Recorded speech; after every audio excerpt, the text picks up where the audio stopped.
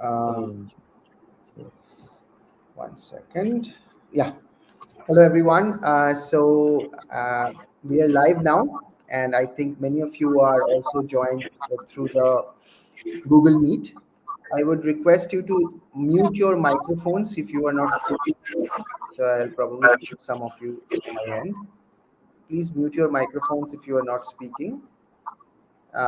Today we have Shomo Ganguly with us, and Shomo is pursuing PhD in mathematics at University of California, San Diego, and he recently worked on a research project that solved the Cheng's conjecture in two dimensions, if I am saying it right. That's a fantastic feat. Congratulations to Shomo for that. And Shomo has agreed to give a mini series this particular topic. So I'll explain one more time what a mini series is. So the mini series contains of three segments, three sessions. This is the first of the three sessions. And in this particular session, he will be building up the necessary fundamentals on which his other two sessions will build upon. So the first two sessions will be more accessible to everyone. Most of you will be able to understand, uh, let's say 50 to 60% of it. And the third and the final session will contain the original results or the ideas related to the original results. That might be a little bit more difficult. So we hope to learn a lot from Shomo. So Shomo, over to you. You can start the discussion. so before I start the discussion, I wanted to ask Shonida something. That is, um, so first of all, as you said in the first two lectures, I'm going to lay a foundation or try to lay a foundation here. But do you want me to be so like when we talk about, like, for example, manifolds? Do you want me to be like very mathematically rigorous, or do you want me to give more or less the intuition behind things? Yeah, I mean, if you were talking about manifolds, then I mean, if I were in your shoes, I would probably lay down 5 or 10 minutes max on that. Yeah. And I would probably keep it intuitive that Okay. there are, and I'll probably define what is a tangent space, Yeah. but Yeah. I understand. Yeah. I not will. too I much, will. not too technical, I guess. But Okay. Yeah. yeah, that's about it. I think you shared a screen, but that screen again went away. So can you share? Yeah. I kind of stopped it. So I Oh, okay, will. okay, got it. Yeah, yeah. So I will do it again. Sure, sure, Uh, sure. so let's see. I And those of cannot. you who have already joined, I request them to keep your audio muted if you are not speaking. At the end of the session, we hope to have a short Q&A. The main Q&A will be at the end of the third session. And those of you are from the Geometric Group Theory Research Group in Chidda or from the Hyperbolic Geometry Research Group, it's mandatory to attend all three lectures. So make sure you do that. Okay. So can you see my screen, Ashwanita? I can see your screen. Yes. Okay. But Can everybody yeah, see my screen? I can. Yes, we can see the screen. Yes. Okay.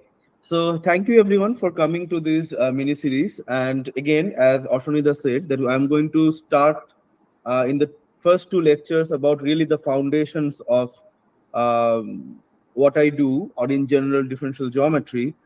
And also several complex variables.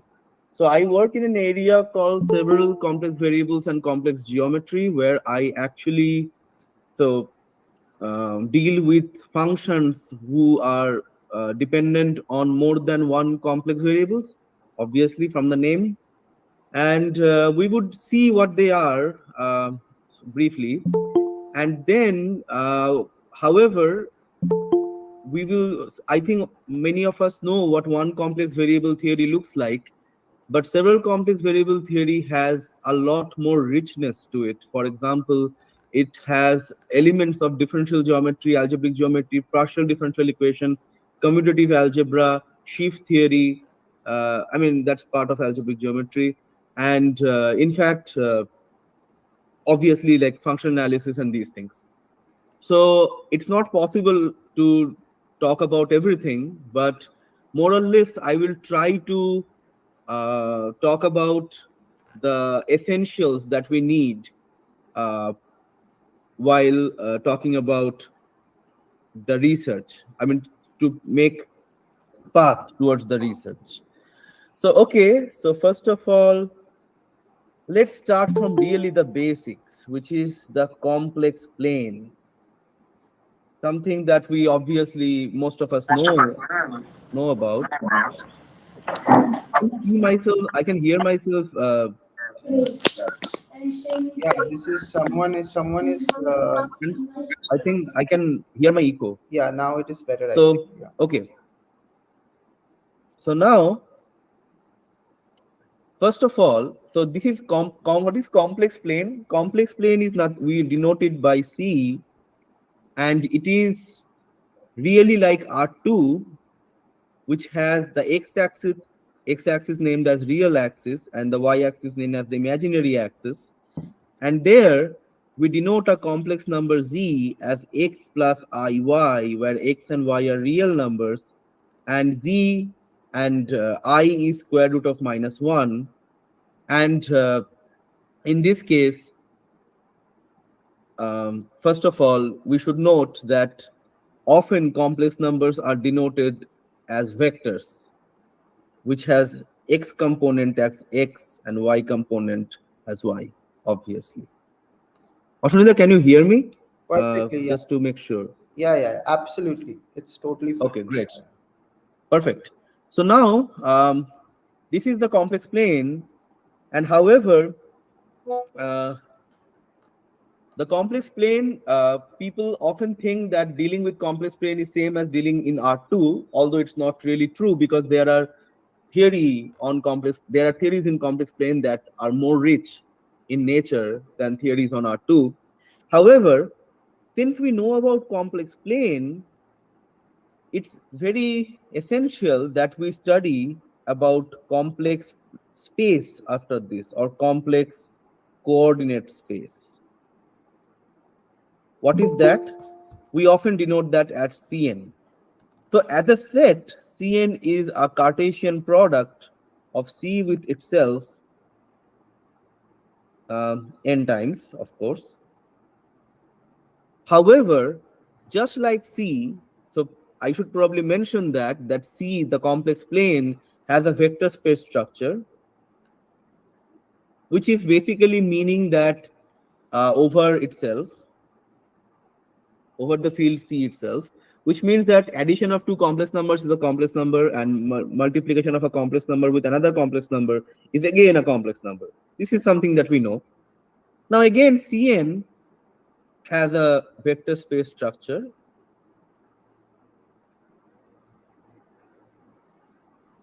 over the field C. How? Because in Cn, an element, if Z is an element in Cn, do not confuse the Z here from with the Z that we wrote before, because there this Z was part of the complex plane, and now this Z is part of the complex space, which is Cn, not really C. We assume n is greater than 1 to make it different from C. So Z here can be thought of as Z1, Z2, Zn, where each Vi is in C. So in such a case, it is a vector space because you can multiply this Z by a scalar C, where C is a complex number, and you will again get an element in Cn, because you multiply each of the components of the complex number, of the complex variable Z with C here. And then it is also, the addition is defined like this. If you had V and V prime, then you basically do coordinate wise addition. So you can add and you can do scalar multiplication. So that's why it is it's a vector space. and it is, you can multiply with scalars in the complex numbers. C has to be a complex number or can be a complex number. So it is a complex vector space because the field, the underlying base field is C.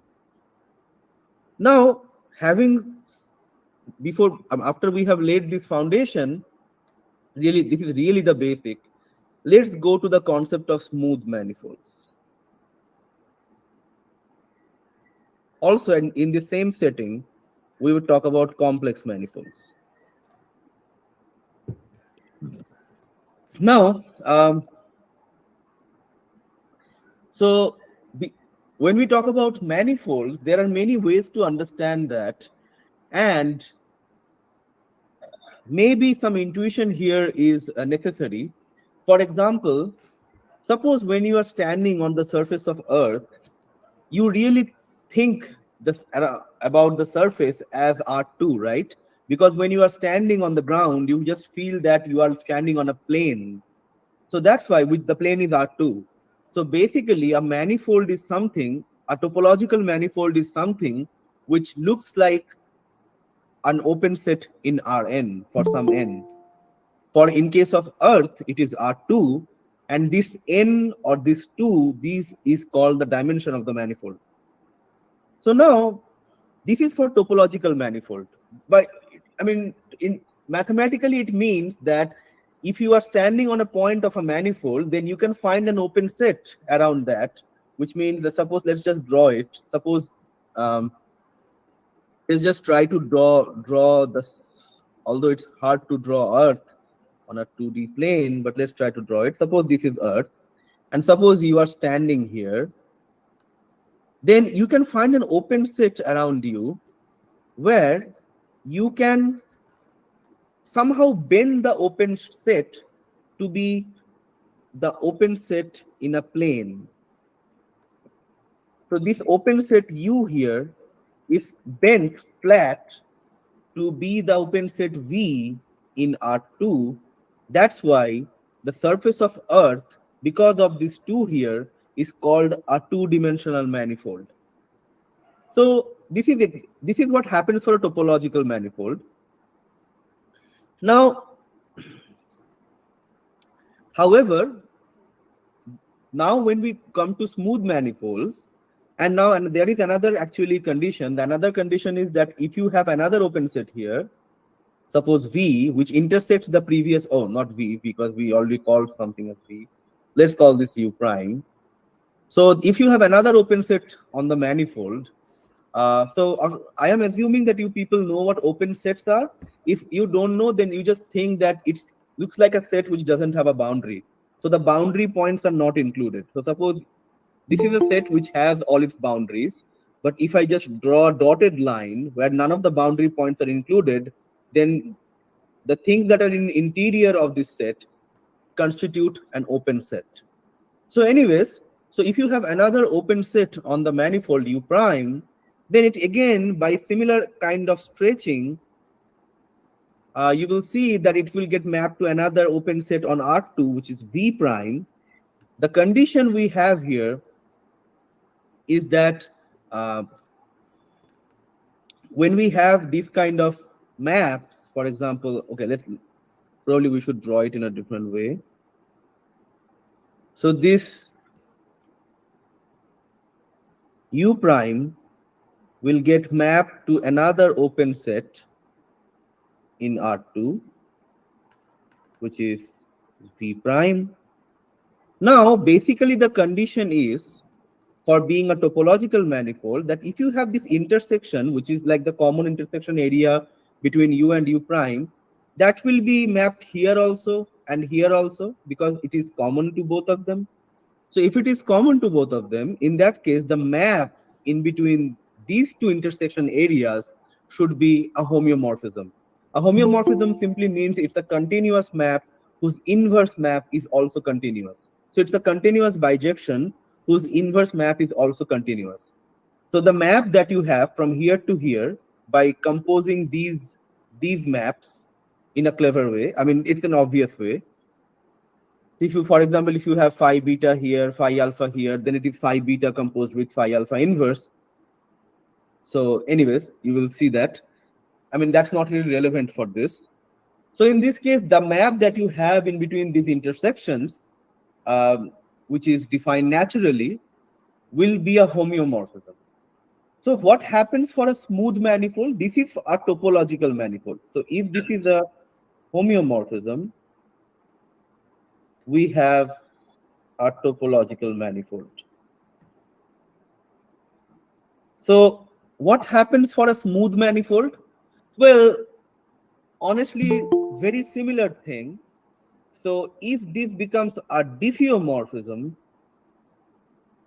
instead of a homeomorphism, it becomes a smooth manifold, or sometimes called C1 manifold. Um, so basically, what do you mean by diffeomorphism? Suppose you have two open sets in Rn. So U is one, not U. We have been using the same letters already a lot. So V and V prime are two open sets in Rn, and F is a map in between them such that F is differentiable on V. Uh, F is bijective from V to V prime, and F inverse is differentiable. So in that case, F is called a diffeomorphism. Sometimes, if F is R times differentiable, in that case, F is called a CR diffeomorphism. Anyways, so the point is what we are trying to do here, that again, to think of a smooth manifold, you just more or less think of something or a geometrical object on which, if you are standing, then the area around you will look like some area in Rn for some n. It's the best way to think about surfaces. Like, for example, when you are standing on Earth, you just feel that you are standing on R2. So in most cases, we will just see smooth manifolds. So you don't have to create the distinction between smooth and topological manifolds.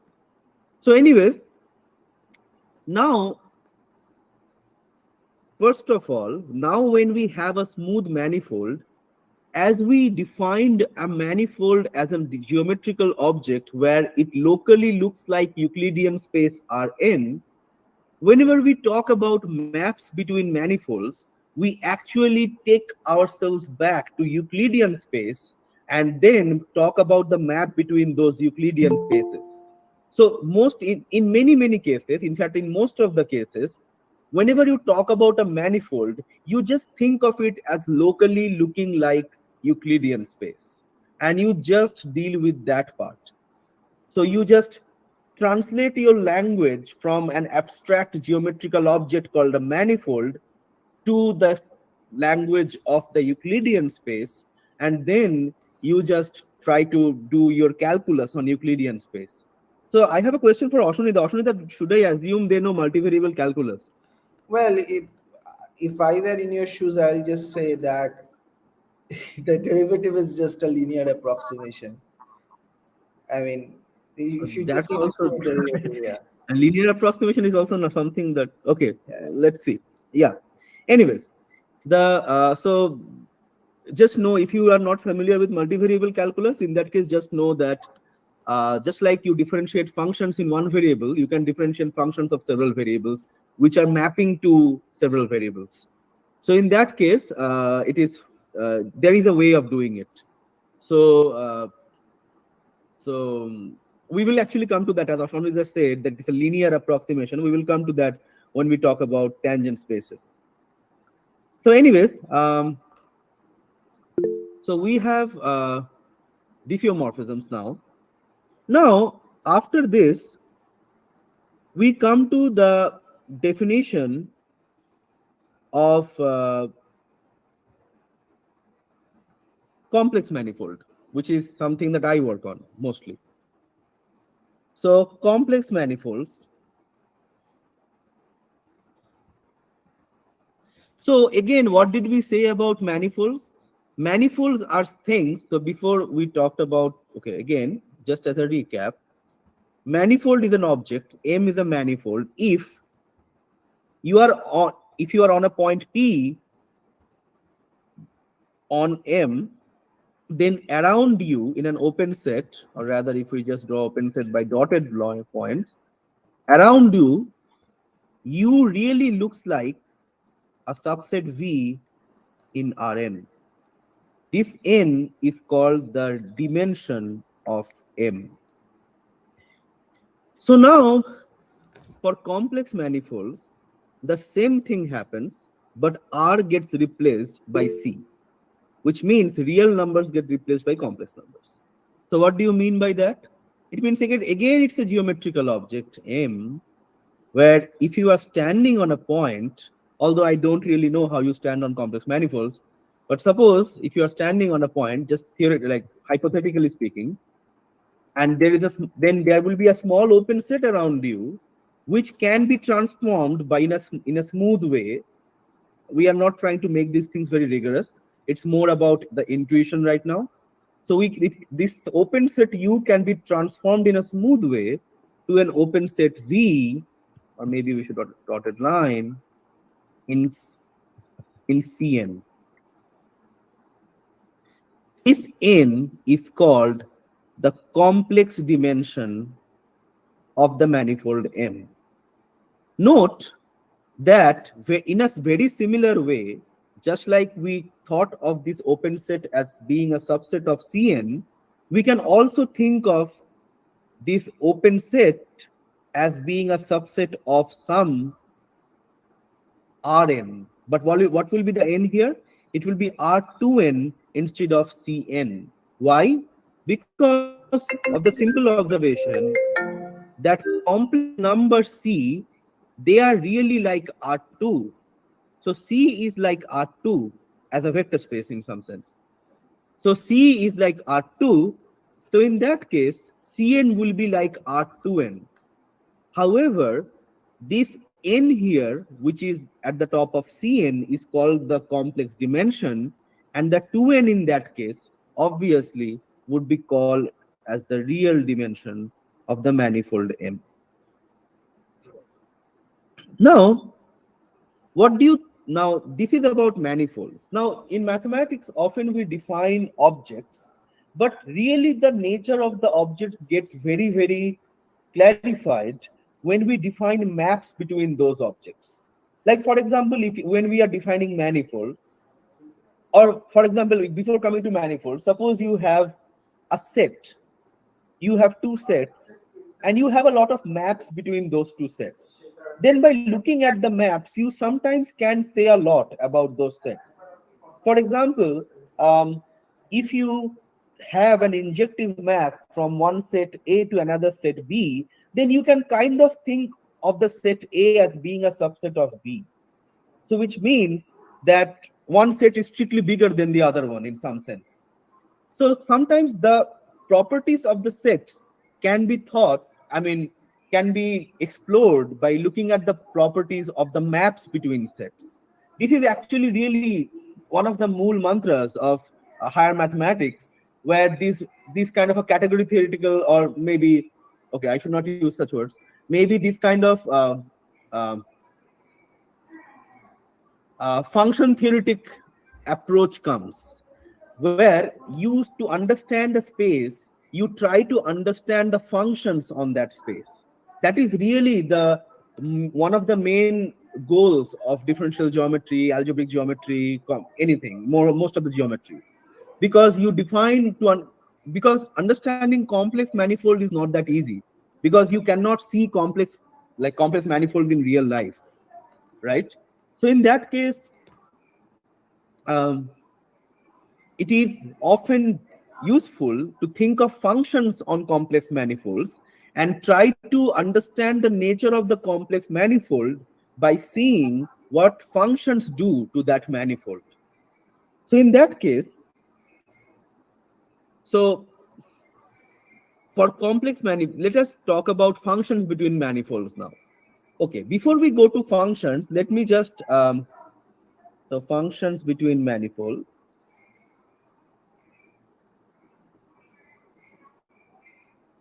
Okay. So before we go to functions between manifolds, I think it is necessary to give one big. So there is one big difference from a complex manifold from a real manifold that I should actually mention, because that will be helpful later also. So suppose you have a complex manifold M and you are at a point P. Again, you are standing there and you have an open set, and you have another open set, which is suppose U prime, just like before. Then U is part is you can transform U to be an open set in some Cn, and you can transform U prime to be an open set V prime again in Cn, some Cn. Then in this intersection will be mapped to an intersection here, and again to an intersection here. I mean, the intersection region will be mapped to both these sets because it's common between those two sets. However, now previously for smooth manifolds, we wanted this map, which is obtained from these maps here. We wanted this map to be diffeomorphism. However, in this case, we want this map to be a holomorphic map. So what is a holomorphic map? Let's go to that first. So this will really be the start of complex analysis. Can you see my slides, Gautamnida? Yeah, perfect. Absolutely. Great. So these are some of the slides. I would be teaching in a hybrid manner. Sometimes I will write, sometimes I will use my slides. So let's start from these are more or less the topics I want to talk about in all these 3 lectures. So let's talk about some complex analysis. So first of all, let's define these things. Region in C. A region in complex plane is an open connected subset of the complex plane. Connected means, okay, again, these are really you don't have to worry about these things right now, because they are not really very important. They are just technical details. Connected simply means that you can go from one point to the other by straight lines or a combination of straight lines without leaving the set. So uh, now region is simply something which is the connected subset of the complex plane. Ashwini, do you know, is there a way of like annotating in Google Meet? Uh, Annotating on Google Meet? I don't think. I mean, on my screen. Oh, I don't think so. Okay, no worries. No worries. So now there are 2 examples here. I will just write them again. I will write them again. I will write them again on my OneNote because I cannot annotate there. So there were 2 examples. First of all, mod z less than 1. You know what modulus of complex numbers are, I hope. Modulus of a complex number, if you have a complex number z on the complex plane, then modulus of the complex number tells you what is the linear distance from the point z from the origin. Okay, it is length of this vector. It's called mod z. So now mod z less than 1 is basically all the points on the complex plane which are less than 1 distance away from the origin. It basically means it's an open disk of radius 1 where the boundary is not included. And it is a connected set, and it's an open set because the boundary is not included. If the boundary were included, we would have had a equal to here. But if the boundary is not included, it is connected because if you choose a point here and a point here, you can go from here to here by a straight line or by a combination of straight lines. Now, also, let us look at this example. Suppose you have mod v greater than 1 and less than 5, which means that the distance of the point from the origin is more than 1 but less than 5. So how is that possible? That is possible if you are living on an annulus. So that distance is more than 1, which means it's inside this, and less than 5, which means it is something like this. Okay, so this is an annulus. This is also connected. Why? Because if you choose a point here and point here, you can join them by a zigzag path like this, a straight linear path. I mean, a combination of them without leaving the set. Now, however, let's come to the next topic. The next topic is a simply connected region, which is a set is called simply connected if it doesn't have any holes in it. So, for example, let's look at the two pictures.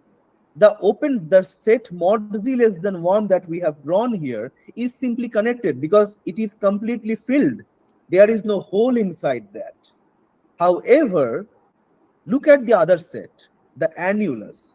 In this case, anything inside this region is not part of the set, which means we have this region here, which was not part of the set, and which is like a hole inside this annulus.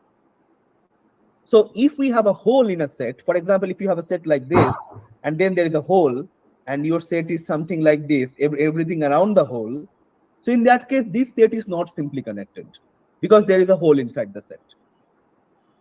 So now, if you have a hole inside the set, it's not called simply connected. If it doesn't have any hole, then it is called simply connected. And we just saw some examples, right, by pictures. Now let us come to definition of analytic functions. And in I mean, there is a slight difference of analytic and holomorphic, but in this case, we just say holomorphic functions are analytic functions. Analytic functions are what?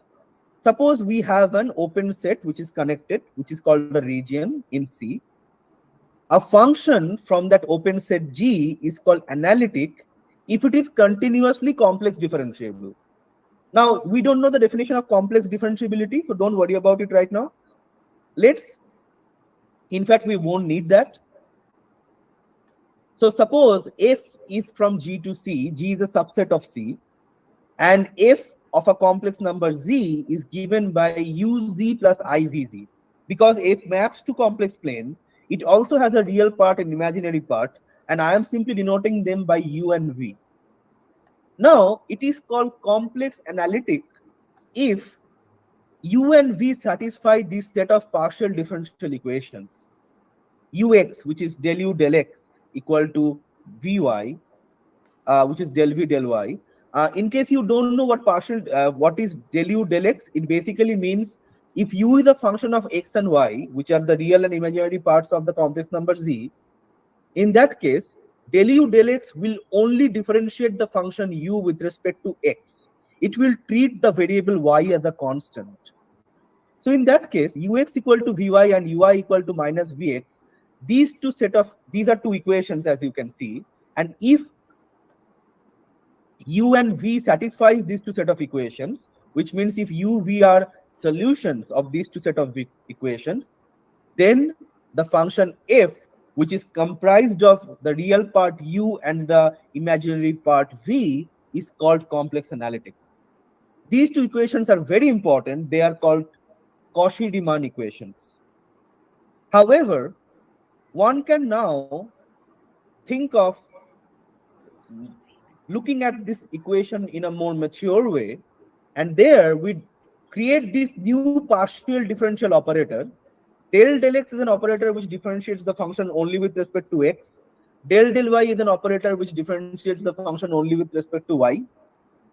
Then, if we denote this operator del z bar as this linear combination of this del x and del dy, then one can prove by just rewriting stuff that f equal to u plus iv is analytic if and only if del f del z bar, which is this like acting this operator on f, should be 0 on G.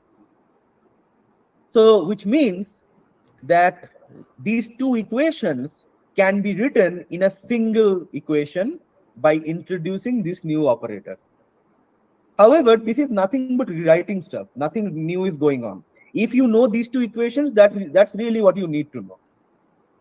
Now, a function on single complex variable is called analytic or holomorphic if the function satisfies this equation, del f del z bar equal to 0. Now, before we go to several complex variable, I will actually give you some motivation of the problem. Now, just like we saw diffeomorphism, which was a smooth map such that, I mean, differentiable map. I should not say smooth map. It's a differentiable map whose inverse is A. You can think of analytic maps or holomorphic maps whose inverse is also holomorphic. These are called biholomorphisms. Now, why are biholomorphisms important for complex analysis? In fact, it will also answer to you why are diffeomorphisms important in studying differentiable manifolds. Why are homeomorphisms important while studying topological manifolds? The reason behind that is, if two things are biholomorphic, it basically means they have the same complex structure, which means if you stand on both of them, they will look like exactly the same. The functions on both of them, they are also very simple. They are exactly the same in complex analysis sense. In other words, if two open sets in the complex plane are biholomorphic to each other, if you do complex analysis on both those open sets, which means if you look at what are the analytic functions that you can define on both those open sets, those analytic functions will be exactly the same for complex analysis. They will have same properties.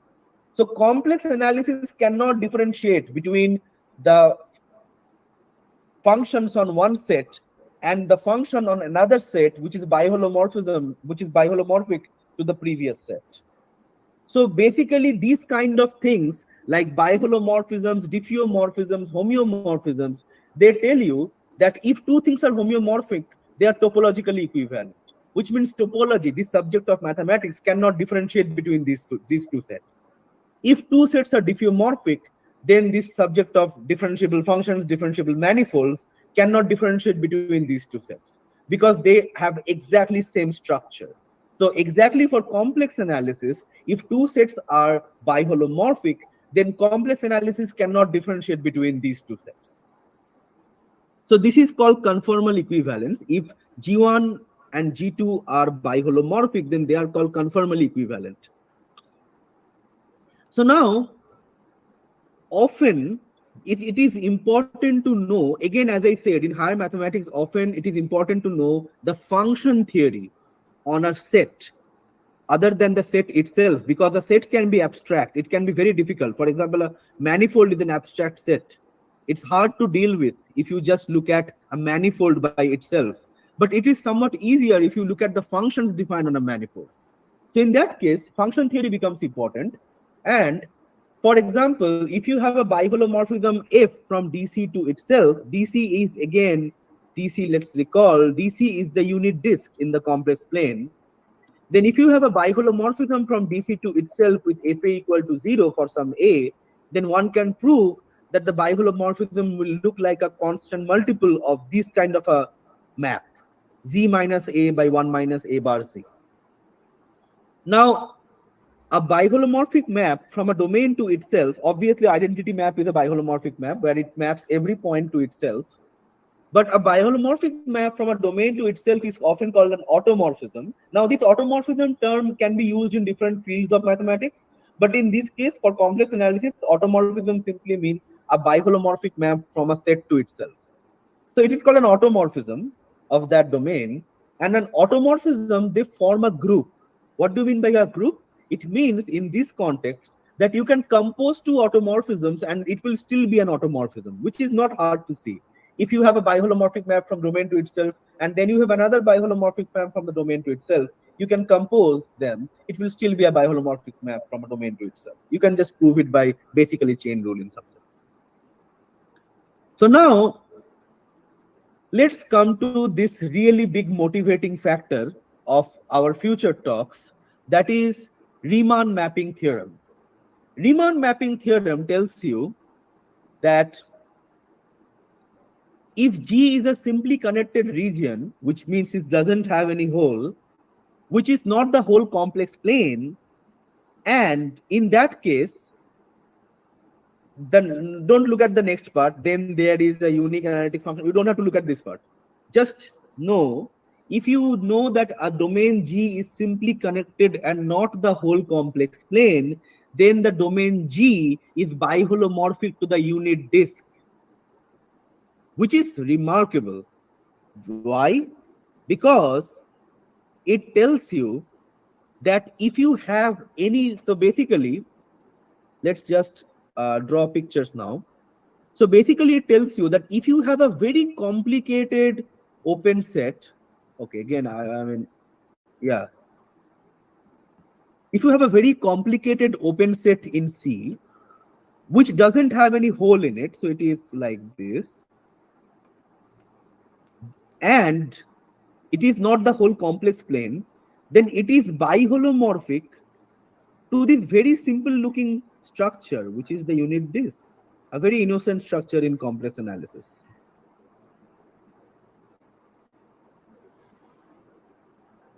What does it say? It basically tells you a very big thing, that most of these sets that are simply connected in complex plane and are not the whole complex plane, they are basically the unit disk.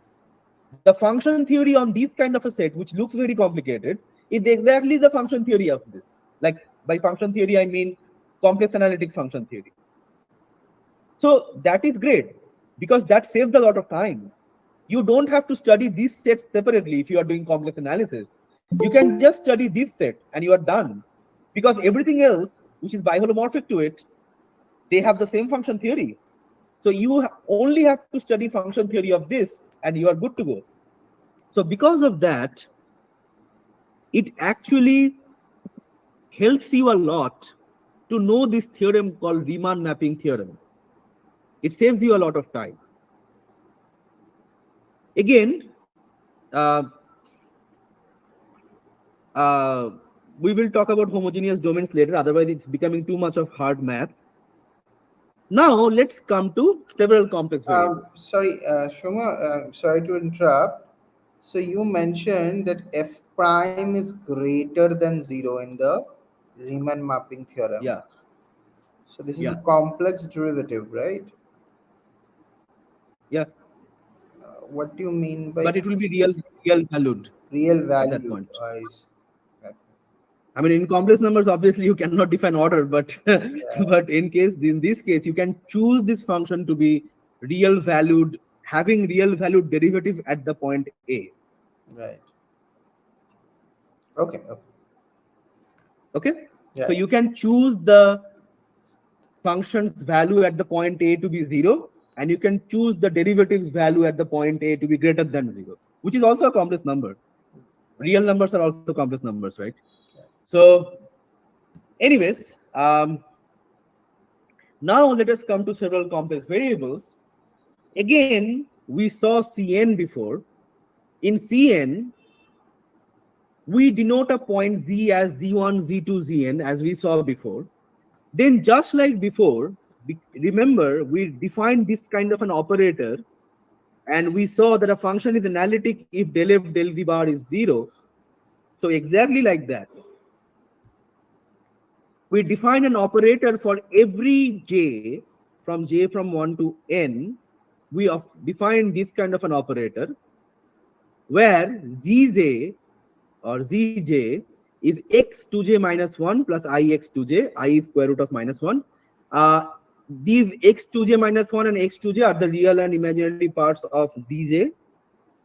And if we define such operators just like we did in C, then a function f is called analytic. Obviously, the function has to be complex differentiable. I mean, sorry, C1, which means partially differentiable and continuous. Don't worry about those things.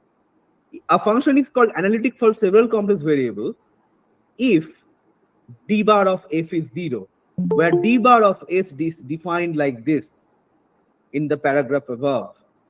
D bar of f is this.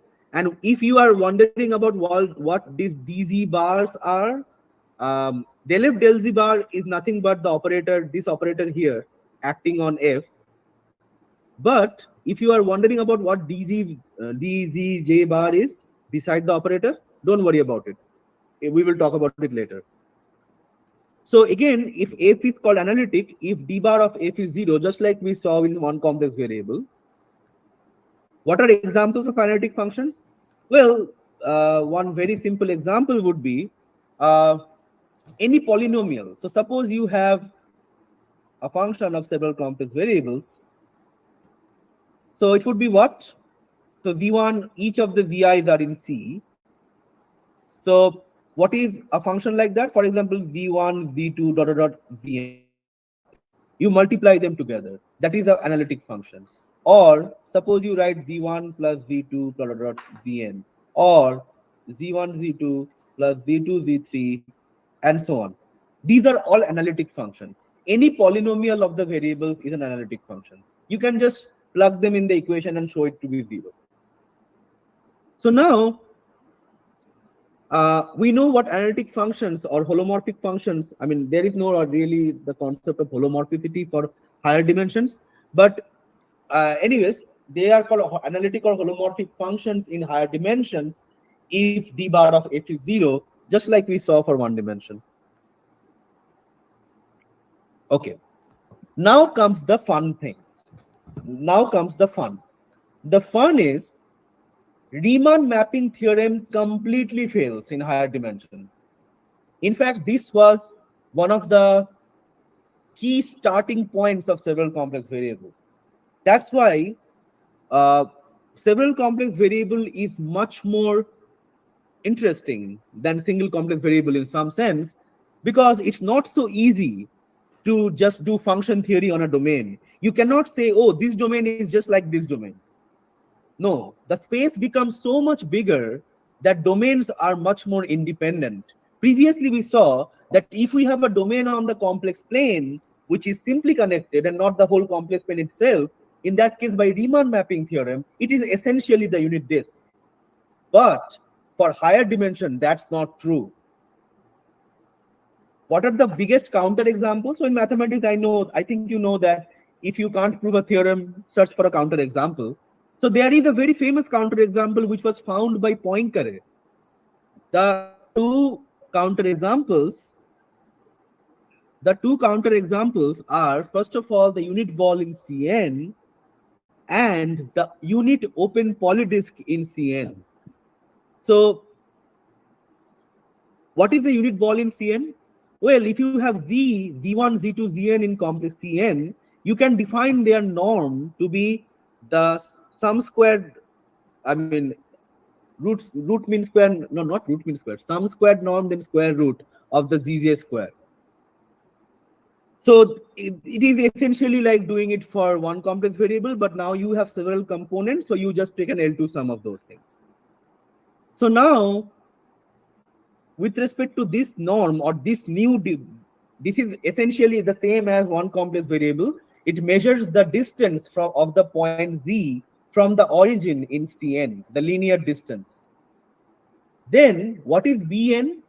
Bn is all the points in Cn such that the distance of the point z is less than 1. Now, this is called the unit ball in Cn. Now, what is called D of Cn? D of Cn is the open unit polydisk. What is a polydisk? Well, let's. Oh, sorry. I think I stopped sharing for some reason. Share. Can you see my screen again, Oshanida? It's coming. I'm not sure. It's not visible actually. Let me check. No, it's not visible. Can you share it one more time? Yeah.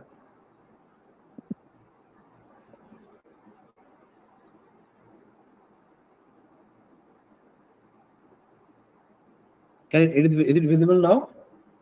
Yeah, it's now visible, right? So what is a polydisk? So polydisk in Cn is basically, so in Cn what you have, a Z is Z1, Z2, Z3 dot dot dot Vn, right? Each of these VMs are in C. A polydisk is basically a disk in C1 product with a disk in Z2, sorry, a unit disk in Z2, product with unit disk in Z3, dot dot dot, product with Vn less than 1. This product of disks in unit disk, in product of disks in unit complex number or complex number of one variable is called a polydisk. So it is basically dz1 product with dz2 product with dz3 product with dzn. Now obviously this is also a part of Cn, right? Because this is basically all those points in Cn where each of the components have less than one distance from the origin. Each of the components. So now we have these two sets in Cn. One is Bn and one is called D of Cn. I mean, it's not easy to draw polydisks because we are in higher dimension now. We are in complex. If we go to complex 2 dimension, then it is real 4 dimension, and we cannot really draw a real 4 dimension. But let me just try to give you an intuition by little bit of picture. Then, for example, if this is the origin, or if this is Z1, if this is Z2, then DC2 will look like something like this. Z2 can mod of Z2 should be less than 1, should be between it's not between -1 to 1, but its distance is less than 1 in R2 is written drawn like this. Distance less than 1 in V1 will be drawn like this. Although this distance is measured in the complex plane of Z1, not on an axis of Z1, not on a line of Z1. It's in a complex plane. Anyways, but you can think of the product between these two sets, which is obviously a part of C2, and then the product between these two sets, which give you a polydisk. So then the thing is, so now when you have the polydisk and the unit ball that you see in this tab here, Bn and Dcn, they are two natural generalizations of the unit ball to higher dimensions. But one can prove that they are not biholomorphically equivalent, which means they are not biholomorphic to each other. This was proved by Poincaré, actually. It was a very old proof. Basically, you can prove, because suppose we can prove it by contradiction. So suppose they are biholomorphic. In that case, as I said before, then doing complex analysis on both of them should be exactly the same. Or in other words, the biholomorphic maps from Bn to itself should be exactly similar to the biholomorphic maps from Dcn to itself. But it's not, because you can prove that they are automorphism groups. Those biholomorphic maps from of a domain to itself are called automorphisms. The automorphisms of Bn look like this, as you can see in the slide in the bottom, and the automorphisms of Dcn look like this. Basically, you don't have to know all the notations here. Basically, the point I'm trying to make is they don't look similar. So the automorphism groups do not look similar. So that is why they are not biholomorphic to each other, which is very surprising, because they are both obvious generalizations of ball or unit disk in complex plane to higher dimensions, but they are not biholomorphic. So they are honestly two different objects in higher dimensional complex analysis. So then the question is, Sorry, Shomo, I think this is a very interesting point that you showed two regions are not biholomorphic by showing that their automorphism groups are not isomorphic. yeah, That is, I think, sort of a big picture strategy for many parts of mathematics. that's a great point. That's a great point. That actually shows that sometimes algebra can help you to solve analysis problems. Yeah, Like you can look at algebraic structures of automorphisms, and you can just say that, okay, the automorphisms are not the same. They're, as groups, they are not the same, but they should be the same. So the domains are not the same. right. So Yeah, I think this is so yeah, that's a great point. So that is how different fields of mathematics play with themselves. So now, however, this brings us to this entirely new avenue of research. That okay, so the most natural generalization of unit ball are not biholomorphic to themselves.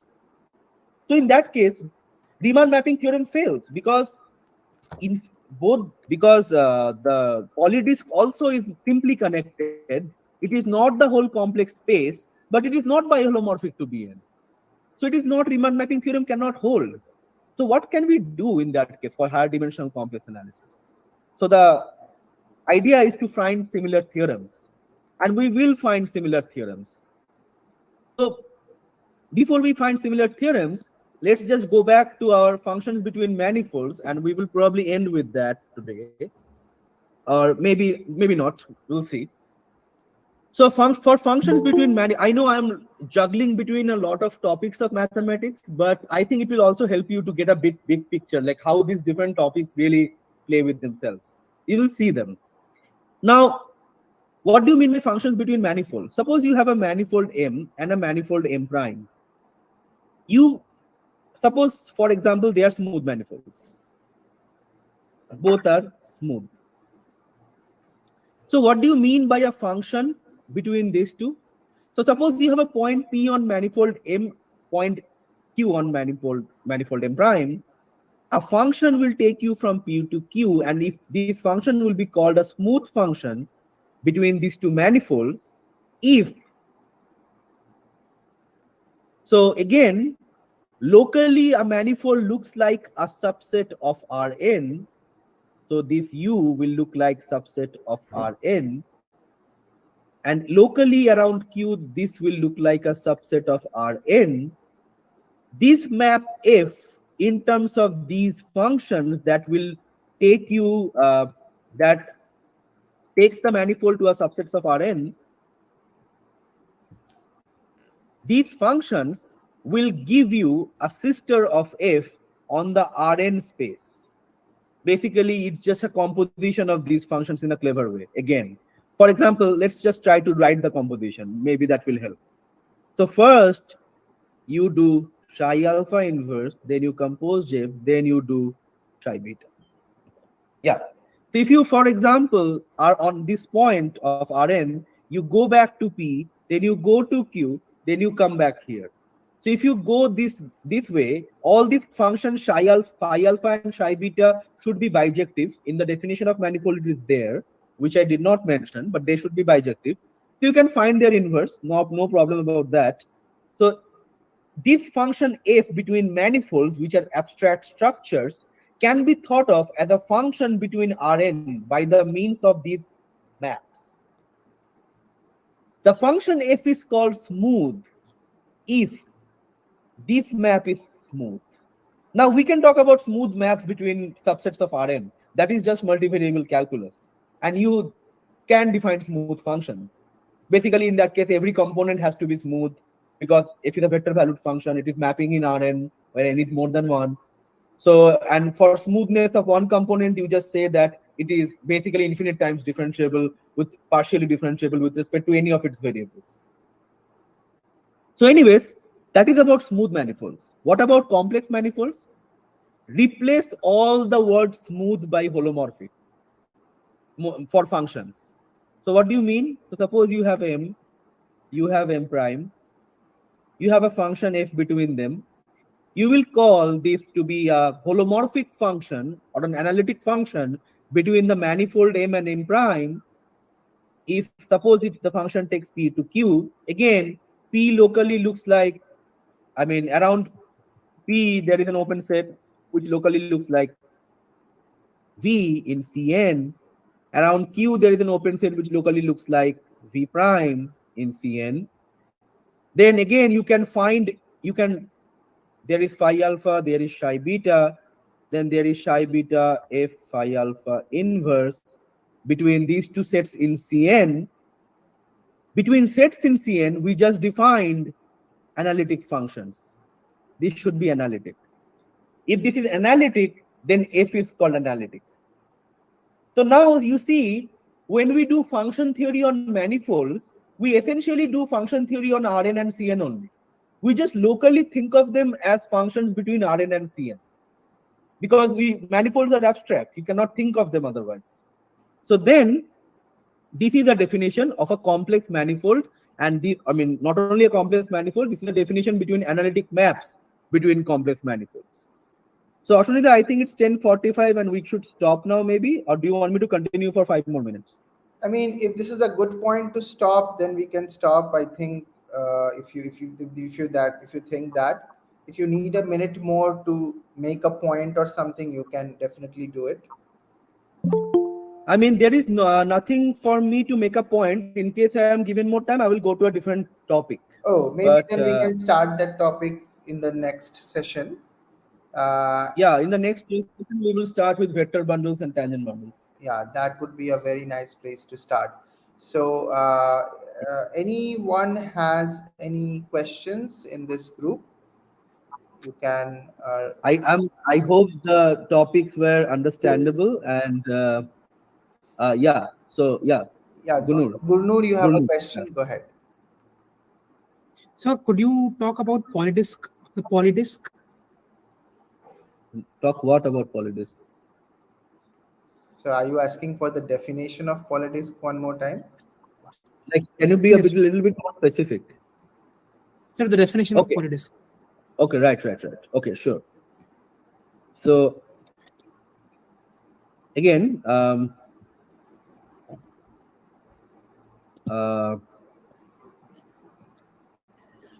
if you are, so suppose V is in Cn, which means V is V1, Okay, your V2. screen is not visible if you are writing on it. Oh, sorry. I'm so sorry. That's fine. Yeah. So now it is visible, right? Yeah, now it's visible. Yes, absolutely. So suppose Z is in Cn, where Z1, Z2, Z3 are Zn are the components. Mhm. Each of them are in C. Right. In that case, the polydisk in Cn is Cartesian product of these sets.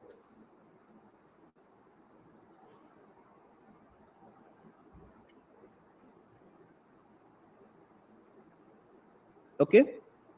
So basically, these are set of points Z1, Z2, Zn in Cn such that mod Zi is less than y for less than 1 for every I. Yeah. This Right. is polydisk. You True, can, sir. as I drew a, like, in fact, incorrect picture in C2, you can think of a polydisk as product between these two sets. Z2 is between the norm of Z2 is less than 1, which means distance of Z2 from the origin is less than 1, which means it has to be in a set like this. Again, a very bad picture, but what can we do? And again, for Z1, it has to be in a set like this, because mod of Z1 is less than 1. Here, mod of Z2 is less than 1. And in that case, the polydisk is a product between these two sets. It's a Cartesian product. And the product has to be in C2, right? Because C2 itself is the Cartesian product of C and C. Mod Z1 less than 1 is a subset of this C, and mod Z2 less than 1 is a subset of this C. So if you take product between them, that becomes a product of subset of C2. So in that case, D of Cn is a subset of Cn. This is polydisk. It's actually simply connected. That's, if you know a little bit of algebraic topology, that's obvious. But yeah. Right. Yeah, I think Krish has a question. Krish, please speak up. Yeah. So can you show the PPT once? I had a doubt from the definition of Riemann Yeah, where? Riemann theorem. So can you show the Riemann? Yeah. So in this, there is a condition that G cannot be the whole complex plane. Yeah. So what will happen if G is the whole complex plane? if you have a holomorphic function from the whole complex plane to the unit disk, it's a constant function. That's Liouville's theorem. A bounded holomorphic function is constant. Right. a bounded holomorphic function in the whole complex plane is a constant function, which actually is a good question, because this will show you. So for example, we can have bounded function in whole of Rn, which are like differentiable, see, smooth everywhere, but they are not constant. There are many such functions. You can create such functions, but for complex, for C, it's not really that case. If you have a bounded holomorphic function in the entire complex plane, which means it is differentiable at every point of the complex plane, in that case, it has to be constant. It creates a lot of rigidity in complex structure because it's rigid. You cannot make a function in any way you like. The moment it becomes bounded, it becomes constant. So it's a kind of a rigid theory, and that is kind of a beauty of complex analysis. There is a lot of hidden rigidity in complex analysis. Yeah, that's a good question, by the way. Thank you. Okay, I think Any other questions? yeah, I think we don't have any more questions at the moment. And of course, you can think about it and you can come up with questions tomorrow, next Saturday, and the Saturday after that. So we'll have like the 3 sessions, one after another. And this was a fantastic session. Thank you, Shomo, for this. We will see you on next Saturday again. Until then, thank you Yeah, and goodbye. yeah. And after answering, can you please stay for a moment after the talk? Yeah, sure.